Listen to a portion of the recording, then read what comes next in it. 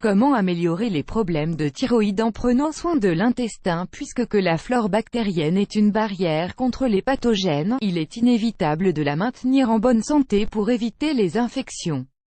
De plus, on favorise également les processus enzymatiques des hormones thyroïdiennes. Il y a un lien peu connu entre la glande thyroïde et l'intestin. Ainsi, on peut améliorer les problèmes de thyroïde si l'intestin est en bonne santé.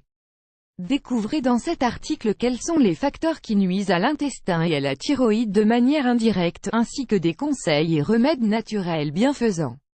Lien thyroïde-intestin. Beaucoup de gens sont surpris quand ils apprennent que les 3/4 du tissu immunitaire de notre corps sont situés dans l'intestin. Si la flore bactérienne intestinale est saine, elle agit comme une excellente barrière contre tout type de pathogènes, virus, bactéries, mycoses et parasites.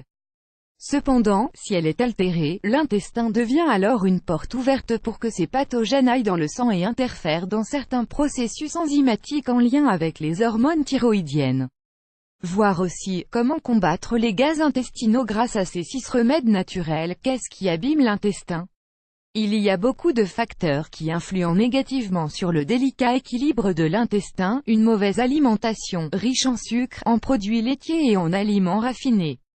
La constipation, les antibiotiques, l'intolérance à certains nutriments, comme le gluten ou le lactose. L'intoxication aux métaux lourds par exemple, si on utilise des amalgames dentaires au mercure, les parasites intestinaux.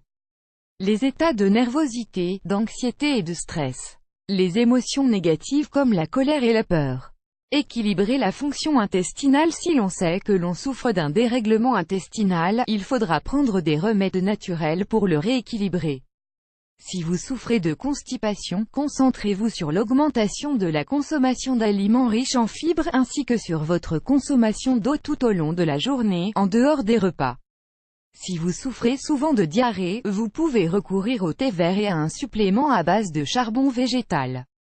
Ici, nous allons vous donner 3 conseils que toute personne peut suivre pour améliorer sa fonction intestinale. Une alimentation complète. Que vous souffriez d'un dérèglement intestinal ou que vous ayez un intestin sain, vous ne pouvez pas passer à côté d'aliments riches en fibres, comme les fruits, les légumes secs, les fruits secs et les céréales complètes. Aujourd'hui, la plupart des produits élaborés avec des farines ne contiennent pas de fibres, mais sont raffinés: le pain, les pâtisseries, les gâteaux, les pâtes, les pizzas, etc. Cependant, si vous cherchez bien, vous pourrez trouver de nombreuses options aussi délicieuses que nutritives, élaborées avec des farines complètes de seigle, d'épeautre, etc. Vous pouvez aussi essayer les céréales telles que l'avoine, le millet ou la quinoa. Attention au gluten. Beaucoup de gens qui souffrent de troubles de la thyroïde pourraient souffrir en plus ou moins grand degré d'intolérance au gluten, qui est la protéine présente dans le blé, l'orge ou le seigle. On en trouve aussi parfois dans l'avoine, mais uniquement quand elle a été transformée dans les mêmes endroits que le blé. Nous vous recommandons d'éliminer le gluten de votre régime alimentaire, ce qui augurera d'un vrai mieux dans les semaines à venir. Les probiotiques. Les compléments à base de probiotiques sont parmi les meilleures options pour maintenir la flore intestinale en bonne santé.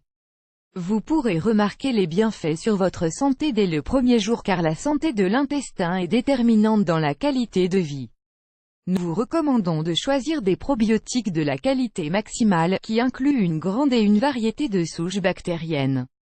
Sur l'étiquette, la quantité doit être spécifiée et l'idéal est entre 30 et 50 millions de CPU, c'est-à-dire d'organismes vivants ayant la capacité de former des colonies.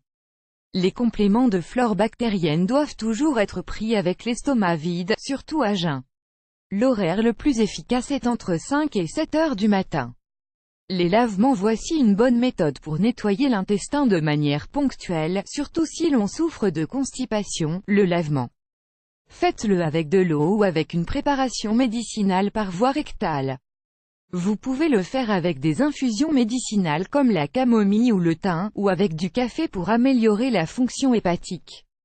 Dans ce cas, mieux vaut utiliser du café biologique non torréfié. Il faudra toujours être très scrupuleux avec cette technique pour ne pas altérer la flore bactérienne, et ne pas en faire trop souvent. L'idéal est de faire un lavement à un moment où l'on est tranquille, avant de se coucher car souvent, cela fatigue.